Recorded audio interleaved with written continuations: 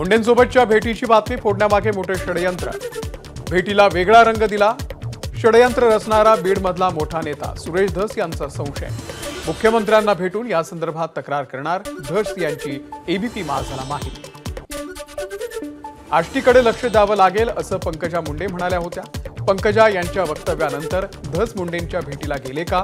प्रकाश महाजन यांचा सवाल। मुख्यमंत्र्यांनी सुरेश धस यांना तंबी दिली असावी, प्रकाश महाजनांचं वक्तव्य। धनंजय मुंडे, सुरेश धस, बजरंग सोनावणे हे सगळे एकाच गँगमधले। अजित पवारांनी धनंजय मुंडेंना कोर कमिटीमध्ये घेतल्यामुळे धस यांची मावहार, प्रकाश महाजन यांचा दावा। बीडमध्ये सुरेश धस यांच्याकडून अनेक नेत्यांची फसवणूक। त्यांनी अनेकांचा विश्वासघात केला। मनसेचे नेते प्रकाश महाजन यांचा सुरेश धसांवरती हल्लाबोल। सुरेश धस आणि धनंजय मुंडेंची भेट म्हणजे टीआरपी वाढवण्यासाठीचा प्रकार। काँग्रेसचे प्रदेश अध्यक्ष हर्षवर्धन सपकाळ यांची टीका। राष्ट्रवादीचं महत्त्व कमी करण्यासाठी मुख्यमंत्र्यांच्या धस यांना सूचना, सपकाळ यांचं वक्तव्य। पक्षानं संधी दिली नाही असं कधीही म्हटलं नाही, मात्र पूर्ण क्षमतेनं काम करण्याची संधी मिळाली नाही ही वस्तुस्थिती आहे। आपल्या राजकीय दोषांमुळे संधी मिळाली नसेल। नाराजीच्या चर्चेनंतर भास्कर जाधव यांची सारवासारव। भाजपची विचारधारा लोकांपर्यंत पोहोचवण्यासाठी मुख्यमंत्री देवेंद्र फडणवीसांच्या हस्ते स्फूर्ती गीताचं विमोचन। पक्षाची धोरणं, कार्यशैलीचं गाण्यातून वर्णन। रवींद्र चव्हाण यांच्या संकल्पनेमधून स्फूर्ती गीताची निर्मिती। उच्च आणि तंत्र शिक्षण मंत्री चंद्रकांत पाटील 100हून अधिक महाविद्यालयांना भेट देणार।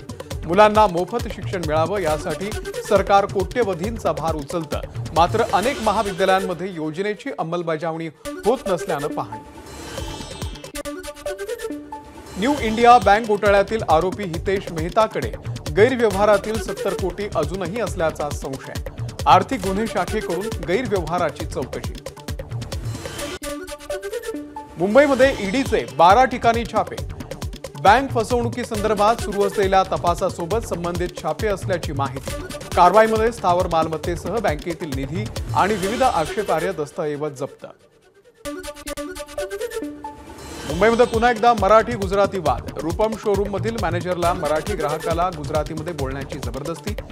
ठाकरे गटाच्या विभाग प्रमुखांनी दिली समज। मॅनेजरनं मराठी लोकांची माफी मागितल्यानंतर प्रकरण निवळलं। राज्यातल्या बेकायदेशीर कबूतरखान्यांच्या विरोधात मनसे आक्रमक। मनसे पर्यावरण सेनेकडून आंदोलनाची हाक। दादरच्या छत्रपती शिवाजी महाराज मैदानातून वॉकेथॉनचं आयोजन। जय शृंगारपुरे, नितीन सरदेसाई आणि संदीप देशपांडे सहभागी। कृषी मंत्री माणिकराव कोकाटे यांच्या शेतकऱ्यांच्या वादग्रस्त वक्तव्यासंदर्भात ठाण्यातील शेतकरी कामगार पक्ष आक्रमक। ठाण्यामध्ये माणिकराव कोकाटेंचे पोस्टर शिकापनं फाडले। मुंबईतल्या बीकेसीच्या धर्तीवरती मीरा भाईंदरमध्येही धावणार पॉट टॅक्सी। या संदर्भात विस्तृत प्रकल्प तयार करण्याचं काम सुरू। लवकरच परवानगी दिली जाईल, परिवहन मंत्री प्रताप सरनाईकांची माहिती। मध्य रेल्वेच्या नियोजन शून्य कारभारामुळे नेरळ रेल्वे स्थानकामध्ये येणाऱ्या प्रवाशांचे हाल।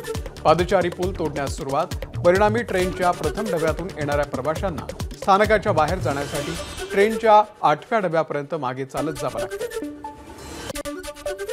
कुर्ल्यामध्ये कौटुंबिक वादातून वडिलांनीच केली 4 वर्षीय मुलीची हत्या। आरोपी परवेज सिद्दीकीला अटक। पत्नीसोबत वाद झाल्यानंतर संतप्त पतीचं कृत्य। दादरमधल्या शिवसेना भवन परिसरात रस्त्यावरती झाड पडले। शिवसेना भवनाच्या समोर रस्त्यावरती कोहिनूर मॉलच्या समोर हे झाड पडलं। झाड पडल्यानं वाहतुकीचा खोळंबा। गेल्या 3 दिवसांपासून मुंबईकर उकाड्यानं हैराण, मात्र सोमवारपासून कमाल तापमानामध्ये घट होणार, हवामान विभागाचा अंदाज।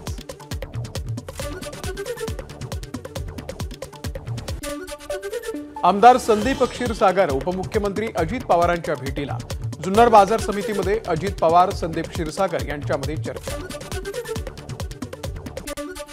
भाजपकडून कोल्हापूरमध्ये कार्यशाळेचं आयोजन। भाजप प्रदेश अध्यक्ष चंद्रशेखर बावनकुळे, मंत्री चंद्रकांत पाटील यांच्या हस्ते उद्घाटन। पश्चिम महाराष्ट्रातले भाजपचे सर्व आमदार, खासदार आणि पदाधिकारी या कार्यशाळेला उपस्थित। सोलापूर हैदराबाद राष्ट्रीय महामार्गावरती अपघातामध्ये मृत्यू झालेल्यांच्या कुटुंबियांची खासदार प्रणिती शिंदे यांनी घेतली भेट। सोलापूर शहरातील जड वाहतुकीमुळे नागरिकांच्या जीवाला धोका, प्रणिती शिंदेंचं मत। कोल्हापुरात जीबीएसचा दुसरा बळी, रेंदाळ ढोणेवाडी इथल्या वृद्धाचा जीबीएसमुळे मृत्यू। कोल्हापुरातील छत्रपती प्रमिला राजे शासकीय रुग्णालयामध्ये जीबीएसच्या 5 रुग्णांवरती उपचार सुरू, 1 रुग्ण व्हेंटिलेटरवर। भारतातून बांगलादेशी घुसखोरांना हद्दपार करण्याच्या मागणीसाठी हिंदुत्ववादी संघटनांचा पायी मोर्चा। राजवाडा ते जिल्हाधिकारी कार्यालयापर्यंत काढण्यात आला पायी मोर्चा।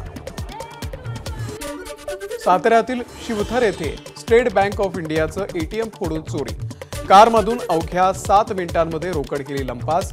एटीएम मध्ये किती पैसे होते हे अद्यापही कळू शकलं नाहीये। साताऱ्याच्या गणेश खिंड इथल्या पठारावरती अज्ञातानं लावला वणवा, आगीमुळे परिसरातील अनेक झाडं जळून खाक, संबंधित व्यक्तीवरती कारवाई करावी, स्थानिकांची मागणी। साताऱ्याच्या कराड तालुक्यातील कोपर्डे हवेली येथे 100हून अधिक एकरवरील ऊसाला आग, 100 ते 150 शेतकऱ्यांचा ऊस जळून खाक।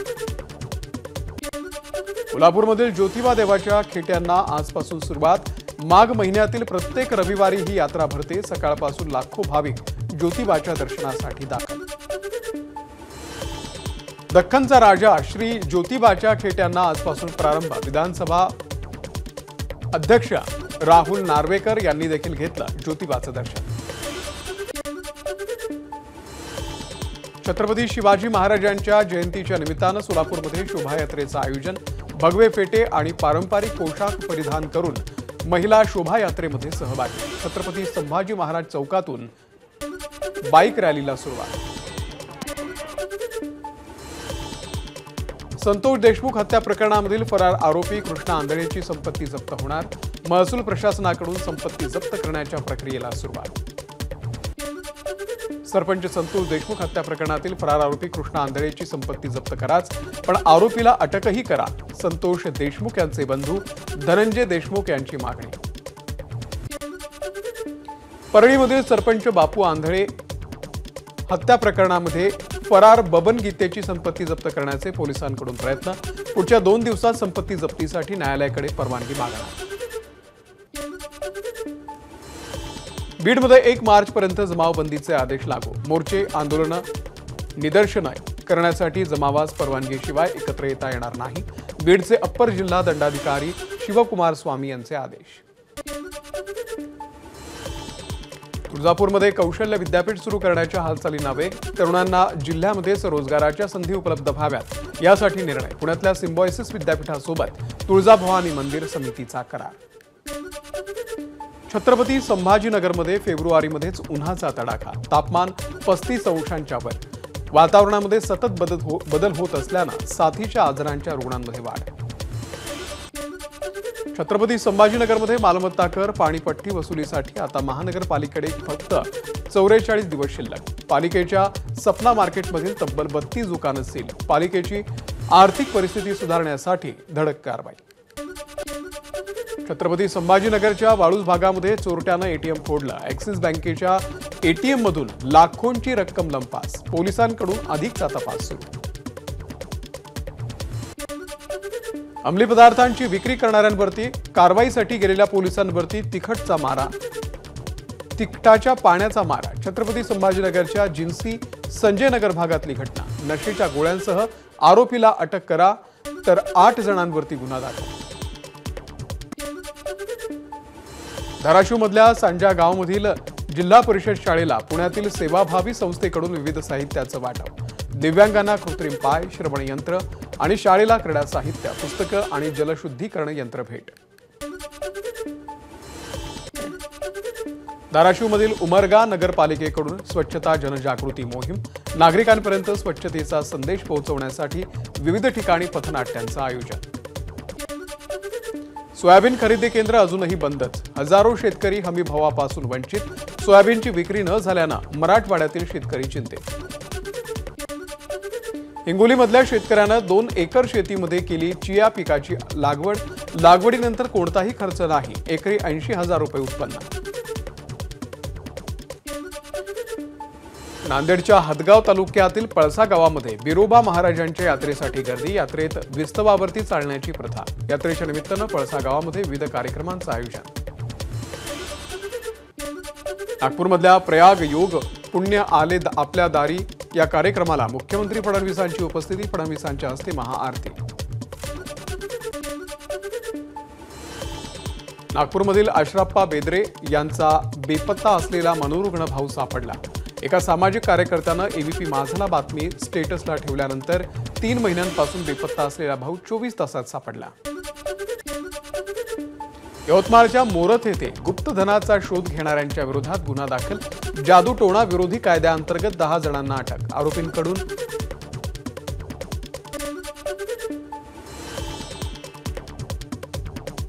वर्ध्यामध्ये वयोवृद्ध व्यक्तीला एटीएम मध्ये जाताना पाहून मदतीचा आव आणायचा आणि हात चलाखीनं एटीएम कार्ड बदलून पसार होण्याचा गोरखधंदा करणारे दोघेही पोलिसांच्या ताब्यात। त्यांच्याकडून 3,36,000 किमतीचा मुद्देमाल जप्त।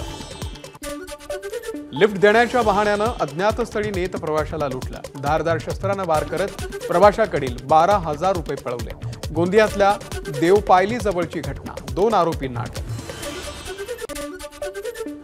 चंद्रपुरात फकीराचा वेश धारण करून एका कुटुंबाला 7 लाखांचा गंडा घातल्याचा प्रकार। एका टोळीला नागभीड पोलिसांकडून अटक। आरोपींकडून 6.5 लाखांची रक्कम आणि एक 4 चाकी जप्त। नागपूरमध्ये कामावरून काढल्यानं एका चालकानं आत्महत्या केली। नागपूर जिल्ह्यातल्या खापरखेडा इथली ही घटना आहे। मद्यपान करून कामावरती येत असल्यानं मालकाला कामावरून काढलेलं होतं। दुचाकीसह स्वतःला पेटवून घेत त्यानं आत्महत्या केली। वाशिम जिल्ह्यामध्ये कारंजा अमरावती महामार्गाच्या विकास कामाच्या दरम्यान दुर्मिळ पिवळ्या पळसाची झाडं नष्ट। पर्यावरण प्रेमींचा हिरमोड। पर्यावरण प्रेमींकडून नाराजी व्यक्त। बुलढाण्यातली मलकापूरच्या जवळ अज्ञातानं 15 ते 16 शेतकऱ्यांच्या शेतातील हरभरा आणि मका पिकाला सुडीला लावली आग। तक्रार करूनही पोलीस प्रशासन दुर्लक्ष करत असल्याचा शेतकऱ्यांचा आरोप।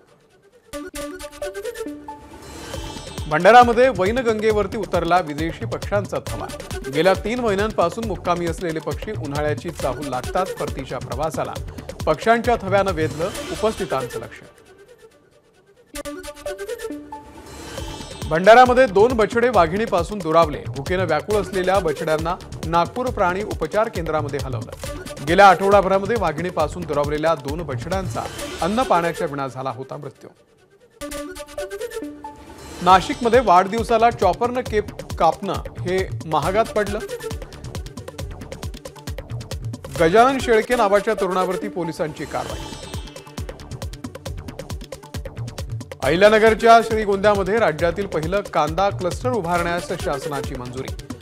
या क्लस्टरच्या माध्यमातून सुमारे 800हून अधिक जणांचा रोजगार मिळणार। अवैध हत्यारांची विक्री करणाऱ्या आरोपीला ताब्यात घेण्यासाठी गेलेल्या पोलिसांच्या पथकावरती हल्ला। हवेमध्ये गोळीबार करत एका पोलीस कर्मचाऱ्याला उचलून नेत जळगावच्या चोपडा तालुक्यातली घटना। अहिल्यानगरमध्ये स्थानिक गुन्हे शाखा अलर्ट मोडवरती। एका आठवड्यामध्ये 4 पिस्तुलांसह जिवंत काडतूस जप्त तर 4 आरोपींना अटक। नाशिकमध्ये चोरांचा सुळसुळाट। दारूच्या दुकानाच्या छताची कौलं तोडून ब्रँडेड दारूची चोरी। दारूसह 32,500 रुपयांची रोकड असा 70,000चा मुद्देमाल लंपास। नाशिकच्या मालेगावमध्ये डेटा ऑपरेटरकडून 1,76,00,000 लाखांचा अपहार। मालेगाव पोस्ट ऑफिस कार्यालयातली घटना। शहर पोलीस ठाण्यात गुन्हा दाखल।